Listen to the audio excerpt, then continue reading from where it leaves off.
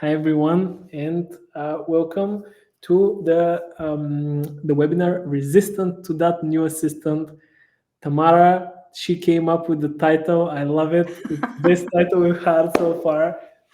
Thank you so much for coming up with the title and for coming to share your unique insights with us. Yes, my pleasure. And thank you for setting it up. I think this is an important and pretty inflammatory topic. So not a lot of people are talking about this. So I appreciate that. Um, my name is Celia, co-founder CEO of team-gpt, and today I'll be hosting the deep knowledge of Tamara Cheman.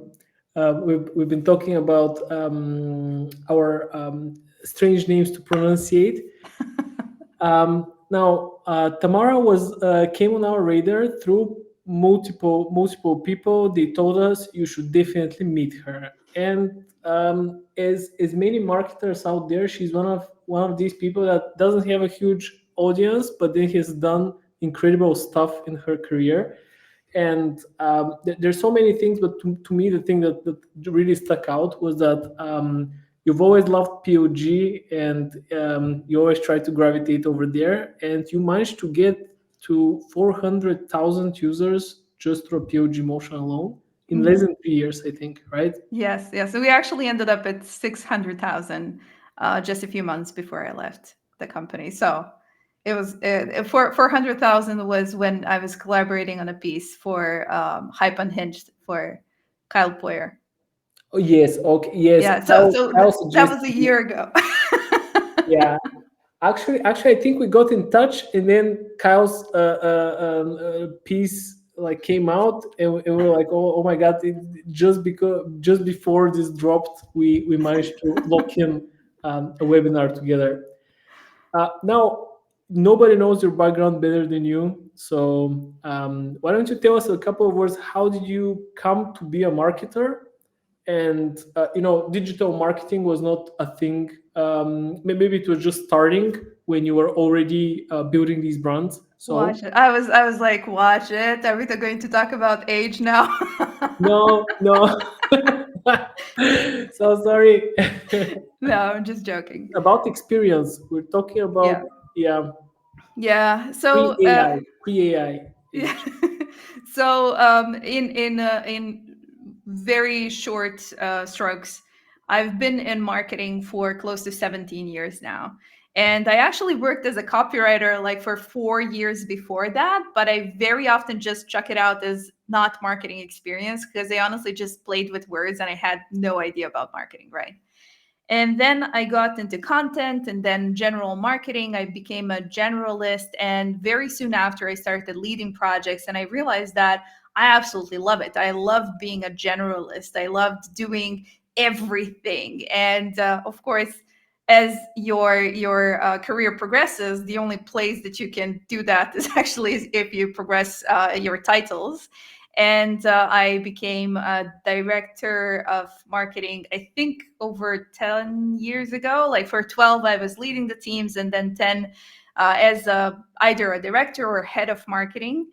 And yes, I'm a huge fan of PLG motion, and not to sound like the old hipsters, I was doing it before it was cool. But we were doing some of it, and a lot of companies were doing some of it before it had an official name, because I always kind of felt that it's just the right way to do marketing for a certain type of products or services. It didn't have a name, and that was fine. It was just a marketing motion. So when we finally had the name to it, I was like, oh, well, now it's easier to explain what I do, which is great. But I've been doing this for a while. My last two company, Markup, which you mentioned, we reached 400,000 and then later 600,000 users in just around 3 years. And before that, I was with Uscreen, a video monetization company, and we had a very lucky and successful positioning effort during the pandemic. We were kind of at the right place at the right time with the right positioning that helped us kind of capture the market. So that was a success story as well. So I'm very proud of both things that I've achieved and both teams that I worked with. I'm the biggest fan of these companies. And both of these have either full PLG motions or some elements of PLG motion, because PLG is not same everywhere, which is why I have the love-hate relationship with the term. If you have, so if someone asks me about POG, I usually say, product led motion is when your main marketing channel is the product selling itself. And as a product person, I would always say, you first need an amazing product which works, bug free, people are happy with it, they're getting Mhm. delighted or are delighted by the product. And then if you have this and you happen to be the marketer which is given a product like this, I know it's a bit off topic, but what are three things that you're gonna do with such a product? Yes, it's actually a very good question. I think that whoever you talk to from PLG, they're going to have a slightly different idea what PLG is from their own angle. And I think that PLG has a lot to do with the way that people discover the product and the way that product is built much closer towards the actual needs and actual solving actual pain points of the user than traditionally built sales-led products. Because in sales-led products, you have this salesperson as an advocate to sell and convince the person to make the purchase. Where in PLG, that medium is often plucked out and actually placed much later in the process. And you actually do have to have a really good product that solves the problem.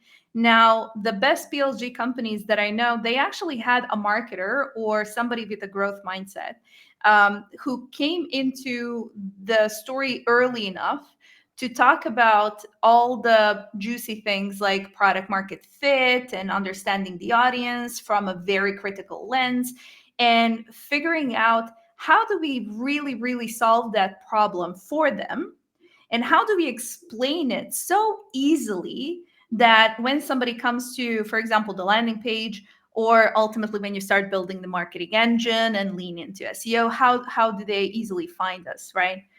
And we translate the pain of the user and the solution of the user into the positioning and then messaging, and then draw the marketing tactics out of it. Versus when you have a sales led motion, then very often marketing is just feeding collateral to the sales team and thinking about the pipeline. So the difference is very stark, because in PLG motions, marketers actually help communicate with the product, help create a connective tissue between different teams and companies. And as the company grows, as you kind of build into product marketing and all of the other juicy elements of what a healthy marketing team can look like, it gets even better, because marketing can become a very strong partner to the success team, to the product team, etc. So when we talk about PLG, for me, it's just a matter of the product solving an actual problem that exists in the market, and that the market is aware of the problem and is actively looking for a solution. What is one company that you can maybe quote that is doing a very good POG motion right now? So I think there's a lot of them that are actually doing it. I think Miro is my number one yeah, in my PLG book. And there are a lot of reasons. Like I used Miro for a very long time, so I may be biased here, but they used to be called something like real-time board. yeah. That's how old I am. So we're kind of stepping into the background here. But the reason why I'm such a big fan is not because of the marketing that they have today, because it's a collection of all of these beautiful experiments that they've done for years, and they have incredibly smart people who help them build it. But just being there for a ride and seeing the progression of the product and the messaging and the communication around it and elements within the platform that actually activate you as the new user. And I've been through it, because every time I change my email or a company, I started the new account. It's absolutely brilliant, and I've used them on a free plan, a paid plan, an enterprise plan. So I kind of had the seat in all of these things. And yeah, I'm a little bit of a Miro fangirl. I met this guy who was Zhenya Loginov, that's his name, and he was CRO, so Chief Revenue Officer of Miro, for about 4 years, I think, from 10 million ARR to 500 million ARR. Now he's a venture capitalist, and that's why I met him. So I met the guy, and I'm like, oh my god, this is the best product. We talk about Miro a bit, and I'm like, but man, I've been using this product for so long, and I haven't paid you like a single dollar. How do you make money? And he's like, oh, but this is the whole point. This is the genius of it. You never pay unless you start paying, and you never stop paying us. And That is so true. Oh, yeah, damn, I need to review my subscriptions. right now we're paying Miro hundreds of dollars, and it's one of the software that we just can't rip out of the stack because it's so useful and Yes. so needed. Yes. Anyways, let's switch gears. Like we can talk about cool products forever, but we're here today to see what changed after kind of the AI boom. And I personally remember that actually these are Sam Altman's words, that before ChatGPT came out, they had only two use cases that they were seeing with the API of GPT. And one use case was copy. People were copywriting, and that was Copy AI and Jasper. These were the main two software back then. And the other one was people were just chatting with the models. And some said, it didn't make sense to us, but it appeared that people wanted to chat more and more with the models, and we didn't want to do the copy stuff, so we decided to do the chat stuff, and they released ChatGPT. So ChatGPT gets released, GPT-4 gets released, and this affected every company in the world. Yes. From your perspective, like what is kind of the biggest change that that happened, and maybe from marketing perspective? Yes. So I'm going to take a stroll down the memory lane because I think the background to my reaction is important, and I think that there's a lot of marketers, and I know that most people in the chat are marketers. Hello, guys. But I think that a lot of us have had a similar experience, which actually is going to lead to the AI resistance a little bit. So, I'm at the age where I've been around when Halo, the game, first came out, which was like 2001. And I remember when, you had the Cortana talking in your head, I was thinking, oh my God, that's the coolest thing ever. And I absolutely want to have it. And then in 2004, and I checked the dates actually, in 2004, Honda introduced Asimo. Do you remember that? It was like a tiny little robot, and it went around serving drinks on a little golden tray. And I just wanted it. I just went crazy over it. And I thought, okay, so the world that we live in is going in that direction. And I was always curious about that. I was curious about technology and engineering, and I was always kind of following it along. And AI has been, or LLMs and machine learning has been around for a very long time. The thing is, we called it by a different name in a lot of situations. We just didn't call it AI. And, AI was something different. And as the time progressed, when, even look at this, Siri is from what, 2011? Then Microsoft had its own Cortana in 2014. We don't talk about these. We Yeah, don't but want them. it's natural language processing, Yeah. right? So it is a form of what we are now tending to call AI. So for somebody who has been following the events for a very long time, when ChatGPT rolled it out, I was like, finally, because I was in the sandbox. I was one of the people who were chatting Oh wow. with the model, and it was so clunky. But it was so fun. It was an experiment. And then when they released the ChatGPT, I was honestly super excited. But what surprised me wasn't that they released the chatbot that was so human-like at the time. It was the reaction of the world that just blew me away. And I thought, okay, so I think we are overreacting just because, you know, I've seen it kind of it's going to happen. It was beautiful that it happened. It progressed much faster than all of us expected. But the reaction to it was kind of, especially to any of us who were using Copy AI and Jasper before it hit. Again, hello marketers. We all of a sudden found ourselves in the world where every CEO in the radius of 500 kilometers either direction was telling us our jobs are going to cease to exist because this very simple tool that, mind you, we in a different shape have been probably using it for years, are now being told that we are out of jobs. And a lot of people were just like, okay, stop. First of all, the results are not great yet. Yes, they're going to become better. We understand it. But there was no room for discussion at that time. So the resistance started to build. And I think we as a society had a couple of massive failures. The first failure is the hype and panic, which went hand in hand. So you remember this, like massive layoffs and people just, you know, setting the world on fire, just burying different Yeah. job That was titles. ridiculous. The massive layoffs Yes. ridiculous. Absolutely. Yes, absolutely. Especially because, and I'm very firm believer of this, AI was a very convenient curtain to hide stupid decisions behind.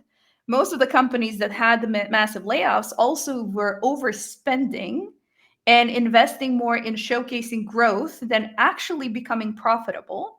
And this was just like, oh yeah, we need to fire people because, you know, AI. But they were just kind of using this as a very convenient excuse. And it's unfortunate because most people don't necessarily know or care that it's an excuse that happened.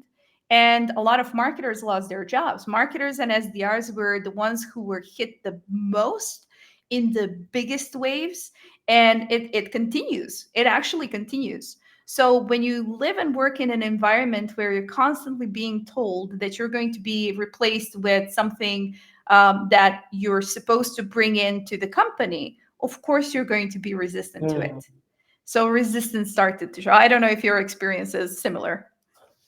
So I'm on the side of the technology is amazing, and I'm I was the hype, bro.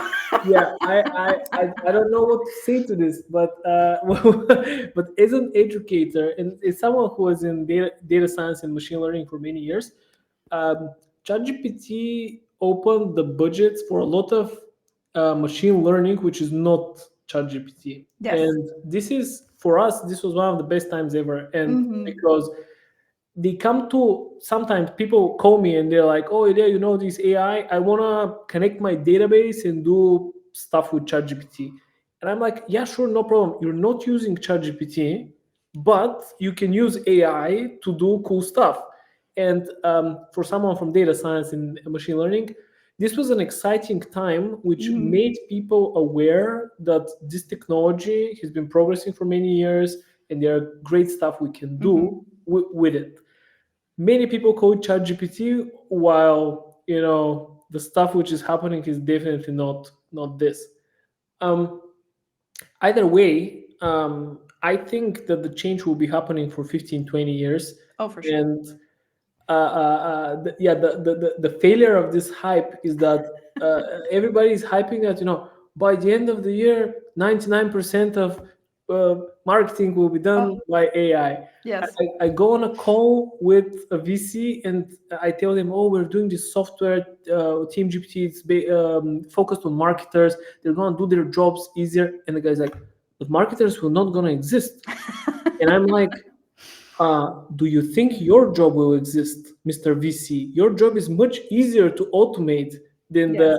the multifaceted job of a marketer, which has so Yeah. many components. It's not just evaluating a company every day, many times a day. It's about creativity. It's about strategy. It's about so many things that need to fit together.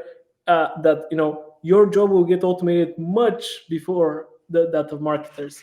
Yeah, and I can feel just the energy brewing in the listeners, if you're feeling the same, just please feel free to give us a little thumbs up or a little fire or shaking hand emoji, so we know that you're on our side. But yeah, I think that a lot of people who know nothing about marketing or other Mm, industries that we buried had a lot of strong opinions. And yeah. unfortunately, sometimes these strong opinions could actually affect somebody's work and life. And I think that that's another failure, or that's probably the biggest failure that we had as a society when ChatGPT came into play. Mm, But this is a good segue to the second failure, which is the failure to provide proper leadership and direction. So when this hype happened, right, and a lot of companies started to get these company-wide mandates that you now have to use AI because the world is going to burn and you just need to figure it out. There was a very small group of people or a group of companies that actually did it in a very smart and structured way. They had somebody who owned and understood the AI and who was actually grounded, and they could use their knowledge to help teams understand how, where, and why they can introduce AI into their workflows. And the number of companies is very small. mm, In some cases, that actually backfired, because if they got somebody who's very much a hype from the hype crowd, they ended up, instead of leadership, they ended up having an over engineered approach that's now mm, taking companies years to undo. And I'm sure that you work with some of these companies, and I unfortunately had a front row seat a couple of months ago, and it created a big problem for these companies. And then I think, the companies that had absolutely no leadership and no ownership of AI implementation were the ones that were kind of left to their own devices. And that's where you felt the gap between people who are early adopters and understood mm, AI and people who didn't understand. The gap just widened because also there was this feeling that you can't really talk about it, right? Everything was taboo at the time because you were yes. afraid for your job. So I'm not going to say like, hey, that internal tool that you're building is caca. I'm not going to say that. I'm going to think it and then go to back channels and water cooler talks and have this, crazy conversation and share images like, look at this horrendous thing that AI created. And that Yeah. happened all the time. So marketers not only started to build resistance, they also started to be cynical towards tools and solutions that they would be the most qualified to use, Mm. because it can be so freaking useful. But now we are in a position that people just don't even want to try. They're no longer they're not just fatigued of the topic, they're just plain on muting it completely. It's just to give you an example. We have so we see this every day, right? We try to onboard an organization, 50 people, 100 people, and the water cooler talk is real. And the first day someone complains about something, and it's something super small, and then another person complains about Mhm. something very similar, and then like 2 weeks later we get the our champion who is trying to adopt the technology in the company, and they're like, our people hate your software because of these three bullshit reasons. And we're like, listen, like, if you don't have strong leadership and initiative in this, they will overpower you, Yep. and the water cooler talk is real, and they're going Mhm. to start hitting it more and more and more, unless you take a different approach to this whole 100%. problem. Yeah. 100%. 100%. But what happens if you disagree? Sometimes people start disagreeing. Is it conflict? What have you witnessed? Oh, it's a good question. I think there are a combination of things. In a lot of cases, people just chose not to disagree because they were afraid of the aftermath. Okay. And they just went along for the ride, and they were giving thumbs up to things that they knew that they're not going to use. And unfortunately, when that happened, what happened to the companies is that companies built very often internally these tools worth millions nobody Mm, used. And it's funny because we see companies like the number one killer of startups is building a product that nobody wants. And now you have this happening inside companies where companies are just building stuff they assume that their team needs. And if somebody voiced it out, they would be labeled as somebody who's anti-AI. Like I'm pretty sure that I was talked about being anti-AI, me, who I'm kind of like saving money to buy Asimo from 2004, right? So it's it's kind of you can be anti-hype and you can be grounded and still be for something. And unfortunately, in these kind of situations where the hype and the crowd mentality takes over, that is not an option. So if you're Mm, not with them, you're against them. There is no gray zone. mm, And it's put a lot of really smart people that I know in awkward positions. I know of situations where people were fired because they were trying to steer the conversation during the biggest hype. I know that the same people were tried, they tried to hire back the same people after a while when they realized that, oh, well, maybe that was the right way to go.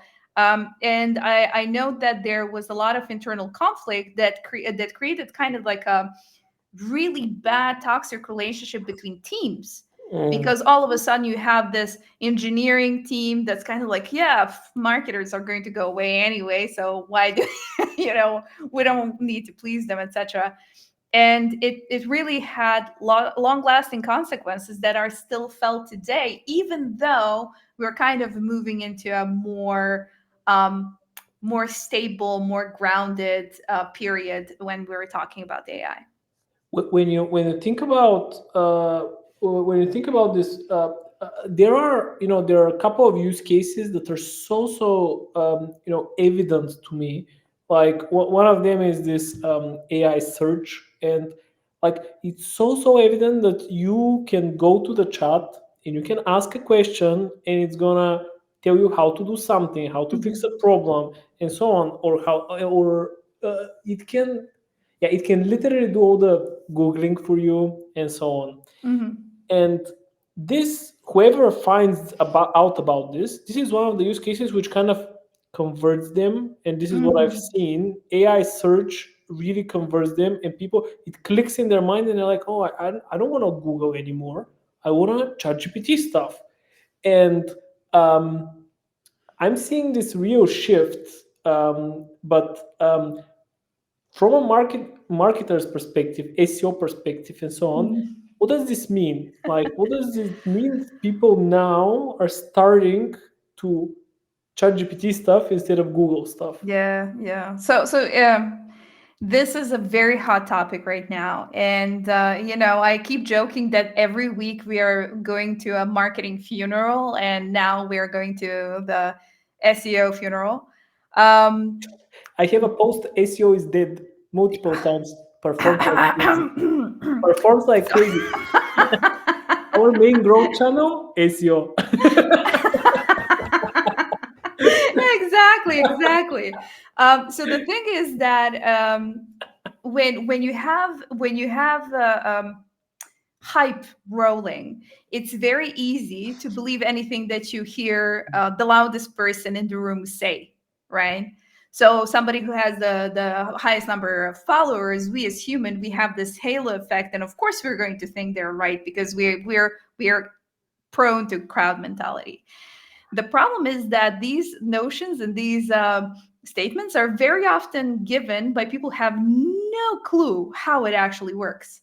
Hmm. Because if you know how LLMs work or AI works, and if you know what SEO actually is, there's no chance in the world that you're going to see that think that AI killed SEO. Evolve it, sure, and it's going to continue so, but it didn't kill it. So LLMs, how they work, and I'm going to super oversimplify it. Feel free to rip me up in the comments. But similar to humans, LLMs have a passive memory, which is everything that it has been given to learn up until a cutoff date, and an active memory where it recognizes the gap in knowledge. So when you're using, for example, ChatGPT, and it doesn't have information, or maybe not the frequency of information, maybe not something that it knows, it's actually going to search for it on the internet. And ChatGPT's number one partner is Bing. And if it can't find stuff on Bing, like there are recent reports that show that Google is the second favorite. And then you have the crowdsourced information like Reddit, but it's not just Reddit, it's forums that are gated. And on top of that, you have a bunch of people that are actually feeding it information every day. So there is an army of people who are there to make sure the quality information that LLMs give to us is correct. So it's not magical. It has a system. It is going to search the internet. But if I'm a marketer, what should I do about it? Like, if I want to show up in ChatGPT, what do you think should be done? So the first step is so when we know what the SEO is, so you have the technical and non-technical SEO, right? So people who are screaming SEO is dead are typically the ones that think SEO equals blogs, which is not true. But also, I know that a lot of people haven't been necessarily giving enough love to technical SEO. And the technical SEO is the part that actually gives non-human searchers, including the crawlers of Google and ChatGPT and whatever model you choose to search or to ask something. It gives them information in a structured way. That's called structured data, right? So you need to make sure that structured data is there. And you also need to go back to the roots of what proper SEO has always been, without the keyword stuffing and everything, and understand how are people asking the question, or what questions are people asking when they recognize they have a problem that we can solve. That's all. And it's actually harder than just saying it, but it's very important to go back to the roots and start from there. The second thing that is very important is to diversify where and how you show up. Directories are very important. Mentions on third-party websites are very important. Will that bring out the next revival of PR? I don't know, maybe. But right now, that's all we know. And the truth is that we don't actually know. Like this is guesswork, and this is an educated guess. But we need to be very comfortable with not knowing. It's funny that you say this, because we had to do our PR announcement for our funding, and then they send us, but this is like the PR for like 3 websites, and these are the main stuff, and here are like 2,000 other websites which can, and it's gonna cost you like this much. And I'm like, what about GEO? What about AI search? I have to be everywhere, and now I have a FOMO that like we have to do PR and we have to show up everywhere. We didn't pay it, but it was real. I never thought I would consider, paying for something like this. Yep. And unfortunately, there are some really smart people that are doing reports on this and testing it and sharing stuff. But some of them have pointed out that unfortunately spam works right now, and that's a little bit dangerous. I wouldn't do the knee jerk like with Reddit and be like, oh yeah, Reddit, everybody jump on Reddit because it's getting cited in LLMs, because the truth is that tab is probably going to get closed soon. Yeah. Because ChatGPT is not going to allow, or OpenAI is not going to allow, or Anthropic is not going to allow the results to be spammy. Yeah, I want to just add on this topic. I'm sending this in the comments, but we had some really good results. Andre from our team, you met him, but he's somewhere in the webinar, but you can't see him. So he was really excited about it, on top of it. And one of the things we figured out is that people start writing kind of the ICP in the search. So it goes like this. A person goes to the chat and they say, what is the best tool for marketing teams between 5 and 25 people that are and it's a very long ICP. And then we started putting it here and there around the website. Who is this for? And going back to what you said, if you know what problem you're solving and who you're solving it for, and you slap it on the website, like never before, you now get the benefits that you know who you're selling to. Before that, Yes. it was much more about these how-to blogs. You have to get them on the website, and then you retarget them, and then you put them in the funnel. Yep. Right now, if you solve a problem really well and you have a good product page, which is Hmm. pain Yes. oriented, this actually works. Yes, exactly, exactly. Because when you think about, so I explained how LLMs work poorly. I explained a little bit about SEO poorly, and now I'm going to poorly explain how the consumer consumes the answer. But what really is changing when it comes to LLMs and the conversational part of it is how the answer reaches you as the user. Because typically when you, for example, Google, and we're going to ignore the AI summary just for a minute, but when you Google, you're going to write down a question, hit enter, and it's going to spew out results, but the results are not the answer. Results are resources to the potential answer. So what you need to do now as a person, as a mortal, go go in every single result and actually try to find something that actually matches what you need to find out. And then if the answers are wrong, then you re-ask the question. So you completely start the process all over until you get the results that look more like what you do. So you spend more time searching yourself through the answers and reading stuff that's very likely irrelevant. Now you go to the LLM, you ask it stuff, and maybe it has already context on you because that helps a lot. But then when you hit enter, it actually searches through the context, searches the same results that you're going to get by googling most likely. It has a contextual of what it already knows, and then it goes through the results and chews it up and spits out this compact little answer. So it kills all of this time that you would spend kind of searching for the relevant answer. It gives it to you. And then you don't have to reprompt again if it's not right. You actually say, like, this is not what I was looking for. And you give it context. And it does even better job at the second run. Google is not stupid. That's why they added AI summary at the top and are pushing now people to more conversational way of exploring the search results because they know that the habit is changing. And yeah, but they're still kind of kings and queens, but they're going to need to get much better at serving the right results. I just want to show you something. Please Um, do. so if you do search the web about you, whoops, I didn't put my search on. Sorry. But in our tool, we surface this and we're going to improve the UI, but we actually show this, and here are the results. Search results, practical marketer, your LinkedIn, your this. This is literally what happens. It goes, Yes. searches the web. These are the parameters. It is an awful UI. We just fixed it. I promise. I was working on this last night, but it does I this, love it. and then it summarizes and tells you about the person. One more thing I want to show was there is this business Tally.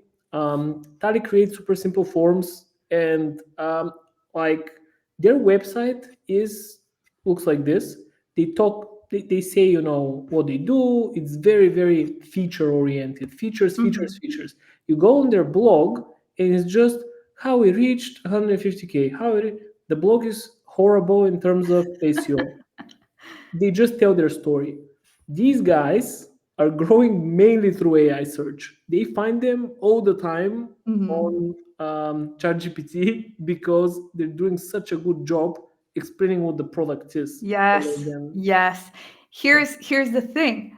If you don't know where to start with this, and if you don't have product pages, start with optimizing your support articles. Okay. Oh, we have a lot of them, by the way. We have a lot of traffic from them recently. Yep, Yeah. yep. So this is like a gold mine. In every company that I worked with, the support articles were actually one of the things that people were finding organically, if we were, of course, hosting them on open platform. because they were looking for a specific solution, especially if, for example, they're like, oh, will this solution work for me? So they add a little blurb about their niche Oh yes. in the comments. And of course, it's going to pop out somewhere in the FAQs and in the support articles. I have something about the snippet. I won't be able to find it, but we actually have to move on. Sorry, I got sidetracked and I forgot to keep the time. We can do another half an hour. Yes, it's for a separate webinar. Yes. I wanted to ask you. So, if I'm a marketer today, Yes. there's a lot of pushback here and Mm. there. What are the main pushback? Like, if you can say it in a couple of bullets, like what are Hmm. the main pushbacks that people see in Yes. teams? Great question. So it's going to depend on the type of team you have, but very commonly there are pushbacks where people are just fatigued from the topic, as we talked a little bit about. But there are more practical pushbacks like ethical concerns, legal concerns, and most common pushback is the silent pushback, where they don't actually know where to start and they don't actually know where it fits into their workflow. And those are the top three that I feel, and they are very valid. And when somebody comes to me and talks about the ethical issues, the Mm, truth is there are ways to work with AI and not necessarily step into that area that makes you feel uncomfortable as a marketer. We are creatives. We don't want to put somebody else out of their livelihood. So mm, nobody should be made to use tools that makes them feel uncomfortable. But the problem here is that very often when we are talking about AI, people just kind of jump to generative AI as, oh, well, I'm a marketing team. Of course, this is something that I'm going to use. But the truth is, you don't have to. You don't have to touch a generative AI tool at all in order to get a lot of benefits from AI. mm. Yeah, yeah. The Gen AI, like there's so much hype. These are the agents. So there is so much hype around these Mm. words that they stop having a meaning, Yes. and everything becomes this blurry mush. And Yes. if there is a bad label on one of them, Mhm. it kind of gets multiplied Yes, around them. exactly. It's kind of I'm going to show my age now, but there was this show Alf of this alien, This and was one of the only shows that existed back then. oh no way, I I grew up with absolutely Alf. loved it. So there was this episode where Alf says, like, when you say a word enough times, it loses meaning, and then he Yeah. starts repeating ballerina. And it really, when he says it 7 times, it's kind of like, ugh, you know. That's exactly what's happening with Yeah. talks about AI. So I think that one of the quickest way that you can get around the pushback and get your team on board or rally the team is actually to avoid using the term AI, Gen AI, Mm. LLMs. Just avoid using them. You're introducing applications, you're introducing workflows, and you're going to see that things change. And as soon as you kind of change the semantics, then the mood changes with it. Yeah, I really like the word system, and creating systems Oh that yes, work for you. yes, 100%. Um, like if you have to create systems, so if a marketer has to create a system which now involves AI without calling it AI, how do they go about this? In your opinion, is it Yes. yeah, So it yeah, it starts with some sort of education for me always, but mm, how does it get from there? yes. So first thing that you need to do is close the knowledge gap between the teams and make sure that you have a safe environment where people are not afraid to ask. So don't assume that somebody is aware of certain functionalities of the tools, because Mm, that's how the gap widens. And just make sure that they have a safe space to ask. And I know that everybody is constantly in survival mode in marketing, and they go like, why are you making me now think about how I'm going to introduce this tool? the quickest way to get around this particular pushback is to say, tell me one thing that you absolutely hate about how things work today, and just let them identify the problem that you could solve, and start from there, and maybe create something that's not super scalable, see if it works, and then scale it. Mm, And yeah, that would be my super simple system to getting started is close the gap, create a safe environment, ask them what problem to solve, and then get them engaged and solve it with them in the most unscalable way before you scale it. yeah. I absolutely agree with you. And I want to shamelessly plug here because I've created this online course which is very Ooh la la. absolutely free. It's a game because I was thinking that Me too. people want to play the game and they want to learn about AI. Uh-huh. So I'm plugging it in the comments. But to me, it starts with this fundament, and like you want to, you say level up the knowledge, and in this course, I assume you know nothing about AI, and I think this is needed because most of the people don't know anything about AI, and we start from there. We level up a bit. We build the fundament, and then I think, and this is not what I think, this is what I see in the companies. It continues with the use cases, Mm-hmm. and every competent AI adoption manager, they always say these are the use cases we identify, these are the use cases we want to tackle. These, and I Mm-hmm. think this is a very, very, this is the right mindset. Like these are the Yes. potential AI use cases in our team. Yes. Let's see how we can now get them to work for us. Yes, I absolutely love that. I absolutely love that. Another suggestion that I had, and not to sound like I'm overselling you guys or anything, but bringing experts in to Mm. help you figure out the systems also helps. You have companies that are doing it for smaller scale. You have freelancers that are doing it.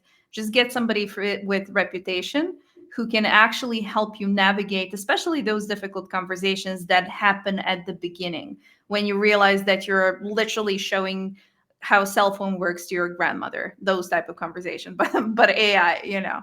So, and there is no shame in that no somebody doesn't know the basics, because it's something that was just poured on us like cold water, right? A couple of years ago. So yeah, I love this. I'm going to check it out.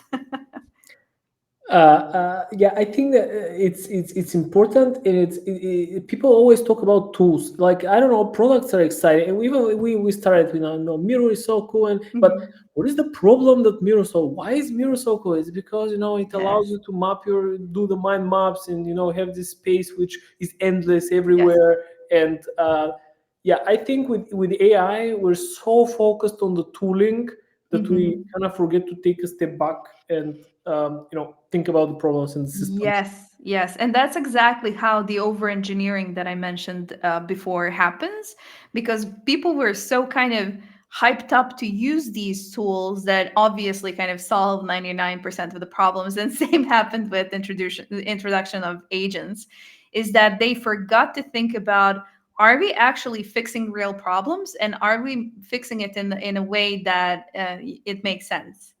And those are things that you should never forget. It's kind of like, are we focusing on the right things, like just like that. And the tool is the last thing that you need to find.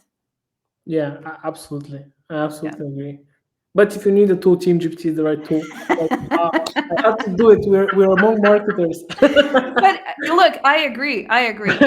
If you have an option to go to a place where you're going to get both team in one place, expertise, and a playground, go for it. And if Thank you're you if so you much. have and if you I'm going to get commission out of this.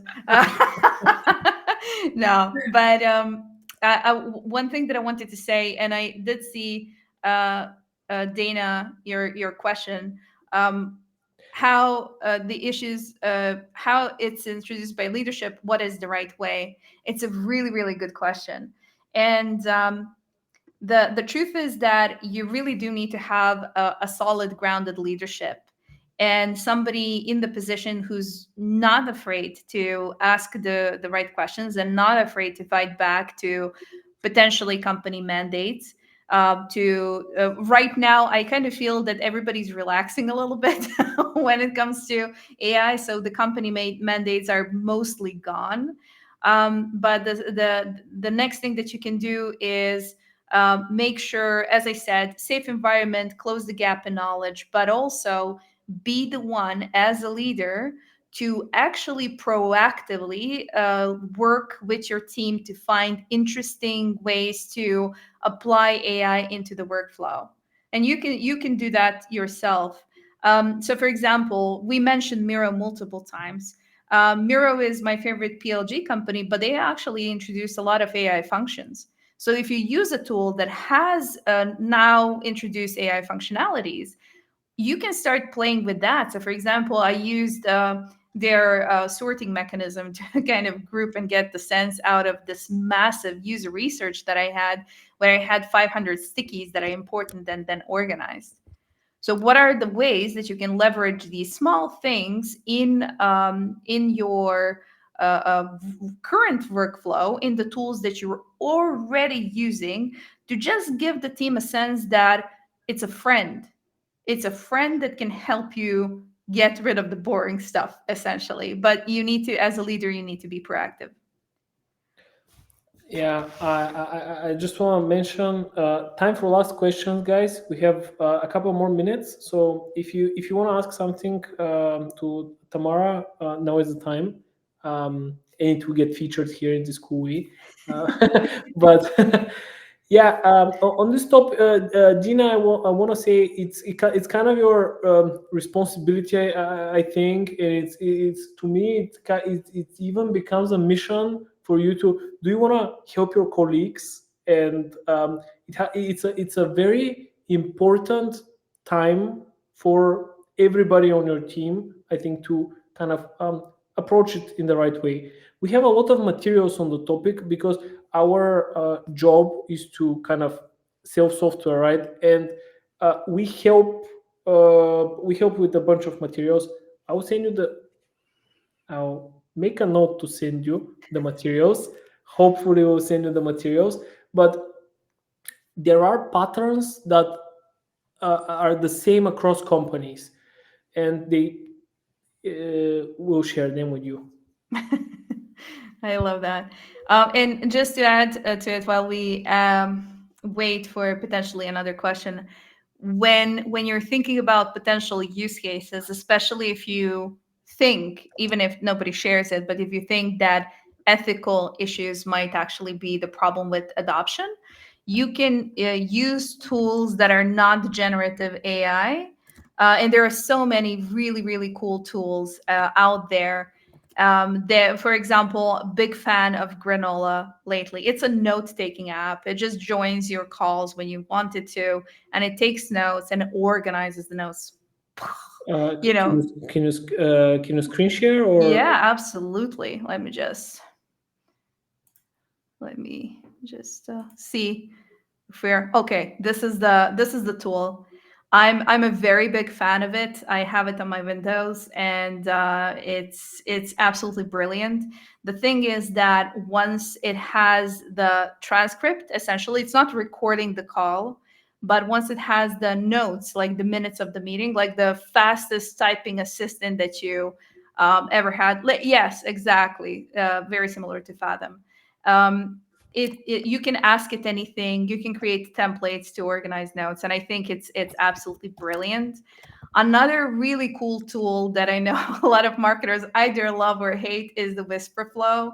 Let me just actually share this as well. So this is a tool that allows you to speak and type on anything.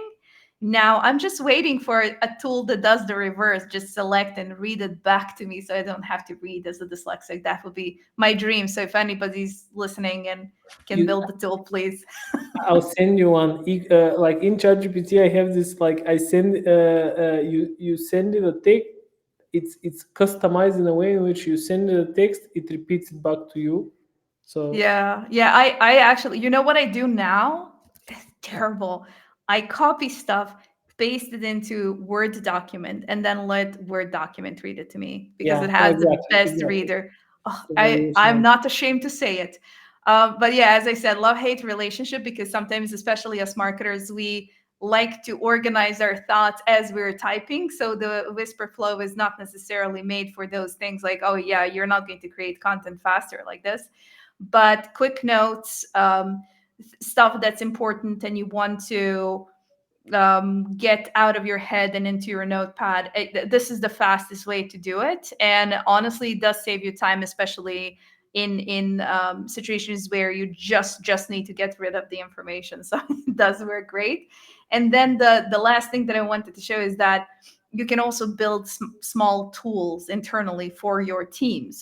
So, for example, if your team says like, "Oh, yeah, you know what was the worst possible thing that's happening to us right now is that the intake is terrible of the tasks or the content that we need to create," and you say, "Hey, why don't we create a tool that helps people write better briefs?"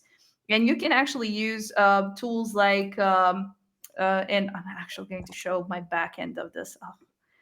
But you can use Lovable and tools like Lovable. There are other things, and they all have free plans to actually build a mini tool.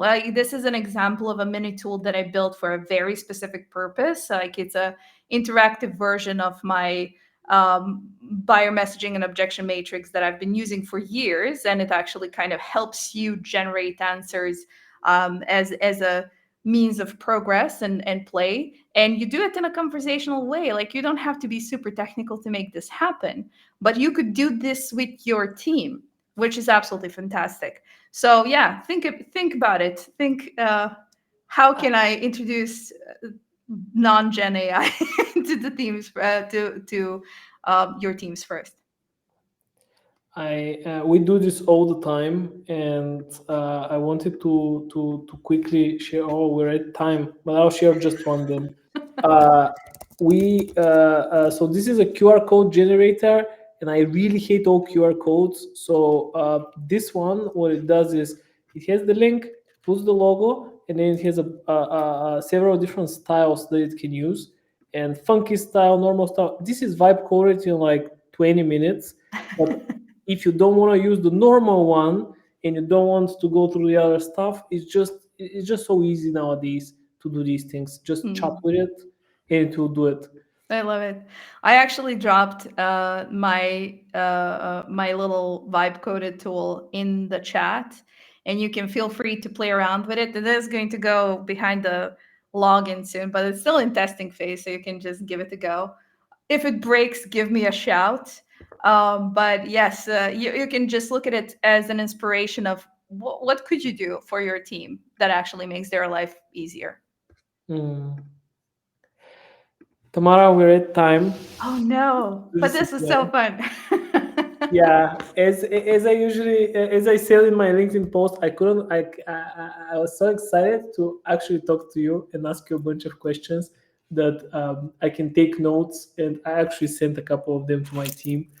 So thank you so much for sharing all the knowledge, spilling the beans. Yeah.